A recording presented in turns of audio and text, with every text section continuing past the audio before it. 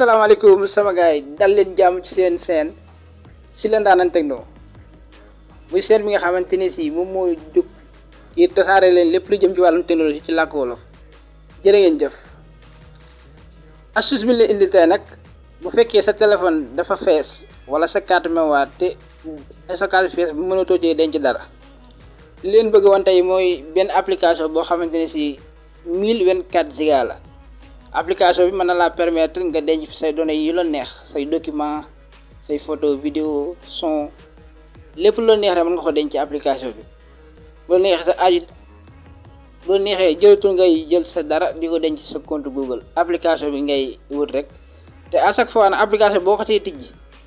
ba tijjee ko sa compte Gmail ba pare portal boo am boo ko tijjee application bi li nga ci defoon lépp da ci nekkaat. allez ñu dem. kéeku bés nga ci chaîne bi ñu ngi lay ñaan nga bës abonné bës cloche de notification bi bës like ngir di mën a am bépp vidéo bi jàll ci chaîne bi merci.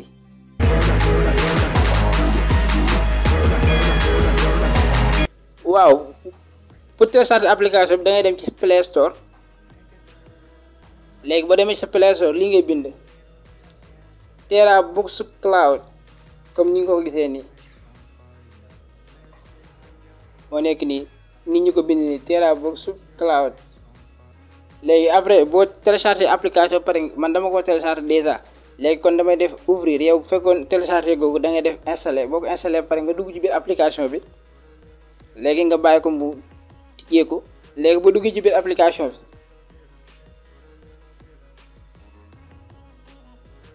léegi application bi ni lay def da lay bindal agree ak disagree mooy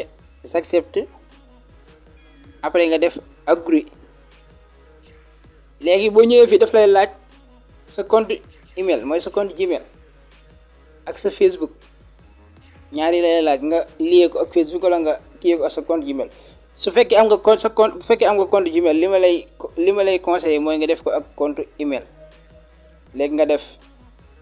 léegi boo ok daf lay laaj sa compte email léegi damaa ok mu laaj ma sama email bi nekk sama téléphone. ma ok sama email mu indi ma fii léegi bu fekkee sa téléphone amagul benn compte email dalay jël ajouter un email léegi nga def sa email boo ok mu indi la fii léegi nga ok fii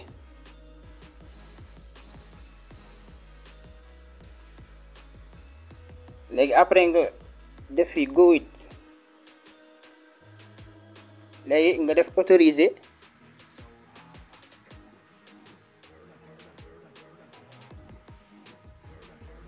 léegi gis nga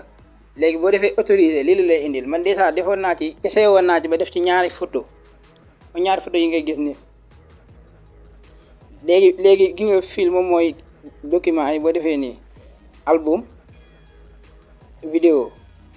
yëpp a ngi nii boo ci bëgg acheter xam nga fii acheter naa fii album la su ma bëggoon acheter ay photo wala dara damay ok fii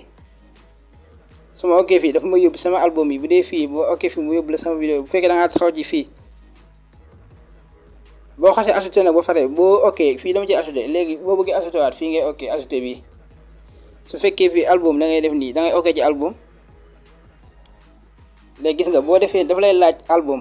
la lay laaj boo coché album bi photo yi nekk ci album bi yëpp lay coché waaw par album lay jël quoi par album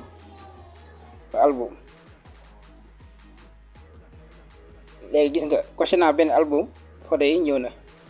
gis nga boo ok fii photo yi da nga koy gis yaa ngi gis photo yaa nekk nii bu dee vidéo yi moo nekk nii boo ñëwaatee fii lépp loo ajouté ba pare day ñëwaat fii boo ko bëggee supprimer tamit soo bëggee supprimer photo bi boo ok ci photo bi nga bàyyi ko ba photo bi tijjeeku bu fekkee da nga ko pertoon ci sa téléphone maanaam da nga ko pertoon amatoo ko ci sa téléphone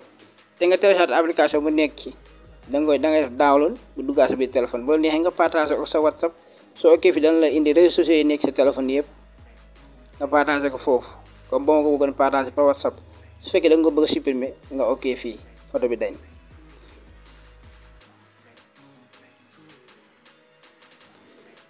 mais nag par connexion nga koy dugalee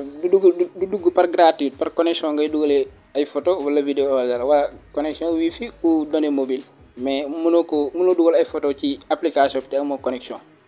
j'espère que astuce bi neex na leen day wax ne ngeen wéy di abonné aimer ak partager ngir ñuy gën di am motif di def vidéo yi jërë ngeen jëf ñu ngi leen jox di daje ci beneen vidéo incha allah jaa ngeen jëf.